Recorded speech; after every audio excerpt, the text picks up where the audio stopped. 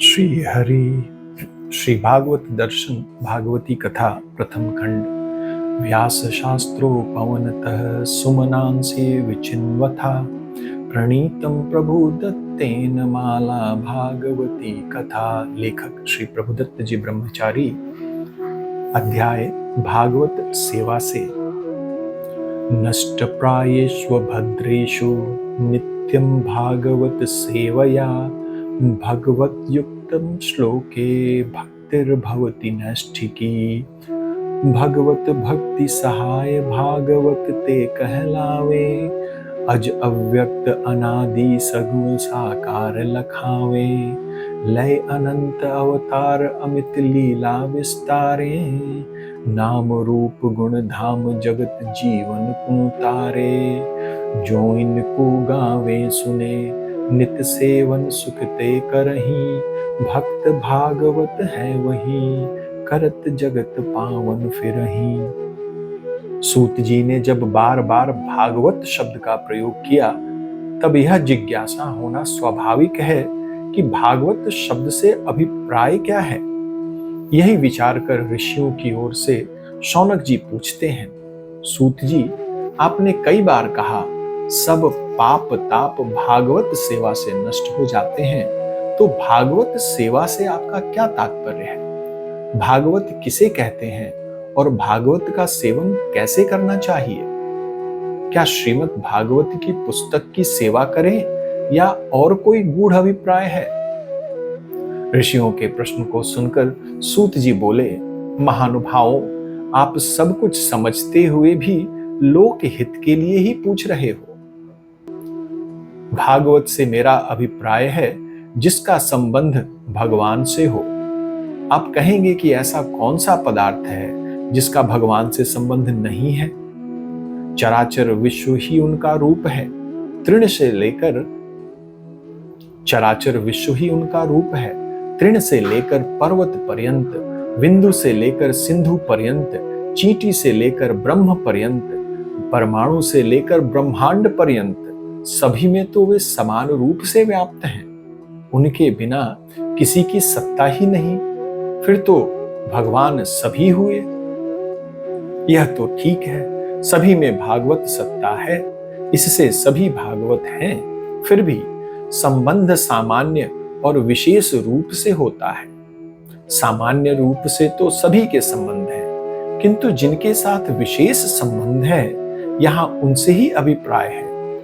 जो भक्त भगवान की भक्ति करते हैं वे भागवत कहलाते हैं, और जिन कथाओं से, जिन ग्रंथों में भगवान के भक्तों के तथा भगवान के अवतार नाम रूप लीला धाम आदि का वर्णन है वे ही भागवत हैं। भगवान अनेक रूप धारण करते हैं, अनेक प्रकार की लीलाएं करते हैं। उनकी लीलाओं में जो उपकरण हैं, जो भक्त उनकी विशेष कृपा लाभ करते हैं, जिन परम पावन धामों में भागवत लीलाएं होती हैं, अनेक दिव्य गुणों लीलाओं के कारण भगवान के जो जगत पावन नाम प्रकट होते हैं, भगवान अपने भक्तों के ऊपर अनुग्रह करके जो अनेक रूप धारण करते हैं, ये सभी भागवत हैं।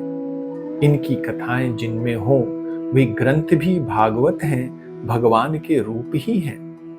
उनकी पूजा भी भगवत बुद्धि से करनी चाहिए।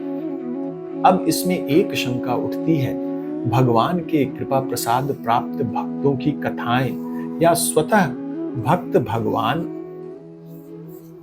अब इसमें एक शंका उठती है, भगवान के कृपा प्रसाद प्राप्त भक्तों की कथाएं या स्वयं भक्त भागवत हैं, यह तो ठीक ही है, किंतु भक्ति ग्रंथों में बहुत से अभक्तों की कथाओं का भी तो वर्णन है। जैसे राजा बैन की हिरण्याक्ष, हिरण्यकश्यपु की, रावण, कुंभकर्ण, शिशुपाल, दंतवक्त्र, कंस आदि आदि की, तो क्या ये सभी भागवत के अंतर्गत हैं? इसे आप यूं समझें, आप किसी को दुग्ध, जल या घृत देते हैं तो किसी पात्र में ही भर कर देंगे।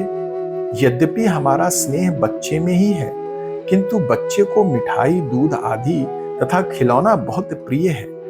उनके बिना वह रह ही नहीं सकता। हम भी उसे उनके बिना प्रसन्न नहीं रख सकते। अतः बच्चे की प्रसन्नता के साधन होने के कारण वे सब संभार हमें प्रिय हैं। जैसे हम किसी से स्नेह करते हैं, किंतु उस स्नेह को प्रकट करने के लिए परस्पर में प्रिय वस्तुओं को देते लेते हैं, अपनी गुप्त से गुप्त रहस्य भरी बातों को उससे कहते हैं, सुनते हैं, अपने घर बुलाकर उन्हें खिलाते हैं, उनके यहाँ जाकर खाते हैं। यद्यपि इन वस्तुओं में प्रेम नहीं है, किंतु ये वस्तुएं प्रेम को प्रकट करने के साधन होने के कारण स्वयं प्रेममय बन जाती हैं। यद्यपि रावण, कुंभकर्ण, कंस आदि के आचरण भ्रष्ट थे, किंतु वे सब भगवत लीलाओं को प्रकट करने में सहायक थे। जैसे परम भक्त अपनी एकांतिक भक्ति से भगवान को प्रकट कर लेता है, उसी प्रकार परम दुष्ट भी अपनी महान दुष्टता से भगवान को अवतार लेने के लिए विवश कर देता है। उसे निमित्त बनाकर भगवान भांति भांति की क्रीड़ाएं करते हैं, अपने प्रेमी भक्तों को अनेक प्रकार से सुख देते हैं। उनकी दुष्टता ही लीलाओं के आधेय के लिए आधार बनती हैं। ये अपने अत्यंत क्रूर कर्मों से, अत्याधिक अत्याचारों से अनादि अव्यक्त अचिंत्य प्रभु को सर्वसाधारण सम्मुख युक्त रूप से उपस्थित करा देते हैं। इसलिए उनका चरित्र भागवत चरित्र से भिन्न नहीं है। भागवत चरित्र ही है और उसका भी नाम भागवत ही है। भक्त अथवा भगवान का जिससे भी विशेष संबंध हो गया, उन सबके चरित्र भागवत चरित्रों के अंतर्गत है। वैन यद्यपि दुष्ट था, किंतु वह भगवान के अंशावतार महाराज पृथु का पिता था। उसने ऋषि मुनियों के साथ दुष्टता की, उनके द्वारा मारा गया। पृथ्वीपति पृथु और धर्म स्वयूप ऋषियों के संबंध से उसका चरित्र भी भागवत चरित्र ही है। अब एक शंका आप लोग और उठावेंगे कि इससे तो यही सिद्ध हुआ, भगवान की अपेक्षा ये प्रबल पराक्रमी असुर स्वभाव के प्राणी ही श्रेष्ठ हुए, जो भगवान को अवतार लेने के लिए विवश कर देते हैं। इसमें कोई संदेह नहीं, भगवान से भक्त को श्रेष्ठ ही माना गया है। या दूसरे शब्दों में यूं कह लीजिए कि भक्त का अपना कोई संकल्प होता ही नहीं। चराचर के स्वामी उसके हृदय में बैठकर जैसी भी प्रेरणा करते हैं, जैसा भी संकल्प कराते हैं, वह वैसा ही करता है। यथार्थ बात यह है कि भक्त भगवान से भिन्न होता ही नहीं। ये रावण, कुंभकर्ण, हिरण्याक्ष, हिरण्यकश्यपु, शिशुपाल, दंतवक्र और कोई नहीं थे। भगवान के नित्य पार्षद, भगवान के शरीर के एक प्रकार से अंग ही जय और विजय नाम के वैकुंठवासी प्रिय अनुचर थे। अकेले बैठे बैठे भगवान ऊब जाते हैं। उन्हें कुछ क्रीड़ा करने का मन होता है, कुछ लड़ाई भिड़ाई हू हल्ला होता रहे तो मन लगा रहे। अब सर्व समर्थ प्रभु से युद्ध में कौन लड़ सकता है? ऋषि मुनि देवता तो दास भाव उपासक ठहरे, उनसे घंटा बजवा लो, पूजन करवा लो। भगवान से लड़ने की बात तो क्या, विरोध की भी बात कहो तो कोसों दूर भागेंगे। इनकी तो सदा भगवान के सम्मुख अंजलि ही बंधी रहती है। यद्यपि भगवान हर समय इस विनम्रता से ऊब जाते हैं, किंतु ये विचार अपने स्वभाव से विवश हैं। भगवान का स्मरण होते ही आंखें अपने आप बहने लगती हैं, हृदय स्वयं भर आता है, रोएं स्वतः खड़े हो जाते हैं, कंठ गदगद हो जाता है और दोनों हाथ बिना प्रयास के जुड़ जाते हैं। लड़ाई भिड़ाई खुले हाथों से हो सकती है, इसलिए भगवान अपने अंतरंग सखाओं को अनंत शक्ति समर्पित करके अपने दिव्य लोक से धराधाम कौतुक के निमित्त भेजते हैं। जब वे भेजे ही इसी काम के लिए गए हैं तो उनका दोष क्या? वे भगवान के इच्छानुसार खूब विरोध करते हैं। जब वे भगवान के यंत्र हैं तो उन्होंने अपनी शक्ति से ही उन्हें प्रबल बनाया, और तब तो वे बड़े हुए ही और उनके चरित्र भागवत चरित्र हुए ही। वैसे तो सत्व रज तम ये तीनों ही गुण प्रकृति के ही हैं, और प्रकृति भगवान की चेरी है, उनके संकेत पर नृत्य करने वाली हैं। इन तीनों भावों को ही लेकर श्रीहरि उत्पादक, पालक और संहारक ये तीन रूप धारण करते हैं, जो ब्रह्मा, विष्णु और महेश इन नामों से प्रसिद्ध होते हैं। फिर भी परम आराधनीय, परम मंगलमय तो भगवान की सत्व भूमि ही है। सात्वत वैष्णव लोग उसी मूर्ति की आराधना करते हैं, उन्हीं के गुणों का गान करते हैं। शक्ति तो उन्हीं की सब में है। जैसे अग्नि सब में सर्वत्र व्याप्त है, अग्नि के बिना काष्ठ और धूम आदि संभव नहीं। फिर भी लोक में ऐसी परिपाटी दिखाई देती है, काष्ठ की अपेक्षा धुएं और धुआं की अपेक्षा प्रज्वलित अग्नि श्रेष्ठ समझी जाती है। उसी प्रकार तमोगुण की अपेक्षा रजोगुण और रजोगुण की अपेक्षा सतोगुण श्रेष्ठ माना जाता है। इसलिए सत्व मूर्ति श्रीहरि के गुणगान करने से अंतःकरण पवित्र बनता है। भागवत का मुख्य आधेय है अवतार। तत्व अवतार कथा में भक्ति, भक्त, भागवत सभी का एक साथ समावेश हो जाता है।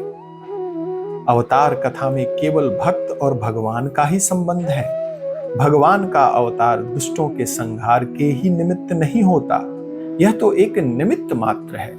सत्य बात तो यह है कि भगवान केवल भक्तों के निमित्त ही अवतार धारण करते हैं। जैसे गौ दूध अपने बच्चे के लिए ही देती है, बच्चे के लिए उतारने के अनंतर उससे और लोग भी लाभ उठाते हैं। इसी प्रकार भगवान का प्राकट्य केवल भक्तों को सुख देने के लिए ही है।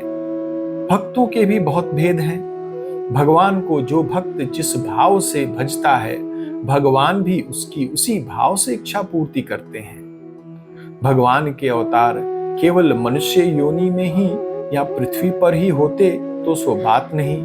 वे देवता, तिर्यक, पशु, पक्षी सभी योनियों में अवतार धारण करते हैं। उनके अवतार पृथ्वी पर, स्वर्ग आदि ऊपर के लोकों में तथा पृथ्वी के नीचे के लोकों में भी होते हैं। हंसावतार सत्यलोक में ही हुआ, शुक्रावतार महरलोक में हुआ। इसी प्रकार भगवान का अनुग्रह जीव मात्र पर है। वे देश काल के बंधन से मुक्त हैं। सभी जीव उनके लिए समान हैं। जब जिस जाति में जन्म ग्रहण करने की आवश्यकता अनुभव करते हैं, तब उसी जाति में प्रकट होकर वहां के जीवों को अपनी अद्भुत दिव्य लीलाओं के द्वारा आनंद प्राप्त कराते हैं। हंसावतार सत्यलोक में हुआ, शुक्रावतार महरलोक में हुआ। इसी प्रकार भगवान का अनुग्रह जीव मात्र पर है। वे देश काल के बंधन से मुक्त हैं। सभी जीव उनके लिए समान हैं। जब जिस जाति में जन्म ग्रहण करने की आवश्यकता अनुभव करते हैं, तब उसी जाति में प्रकट होकर वहां के जीवों को अपनी अद्भुत दिव्य लीलाओं के द्वारा आनंद प्राप्त कराते हैं। वे प्रभु भूत भावन हैं, वराचर के स्वामी हैं, सबके त्राता हैं। ब्रह्मा रूप बनाकर वे ही प्रलय में लीन हुई प्रजा का सृजन करते हैं। वे ही विष्णु रूप धारण करके राजाओं में, देवताओं में, ऋषियों में अपनी शक्ति प्रदान करके तथा नाना अवतार धारण करके इस चराचर जगत का पालन करते हैं। अंत में वे ही साक्षात शिव रूप से समस्त संसार का संहार भी करते हैं। उनकी शक्ति की कोई सीमा नहीं, उनके पुरुषार्थ की कोई परिधि नहीं, उनके अवतारों की कोई गणना नहीं। वे अनादि अनंत प्रभु के अनेक रूप से कलावतार, अंशावतार, आवेशावतार, युगावतार आदि विविध भेदों से अवतीर्ण होते हैं। उनकी कथाओं के श्रवण को ही भागवत सेवा कहा गया है।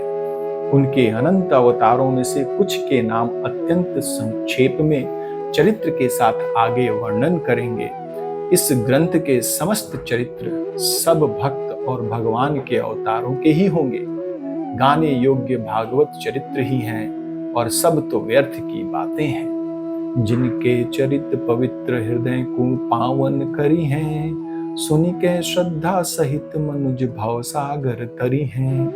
तदनुरूप ही भक्त चरित अति ही सुखदाई, अपने तेहु अधिक स्वयं हरि महिमा गाई।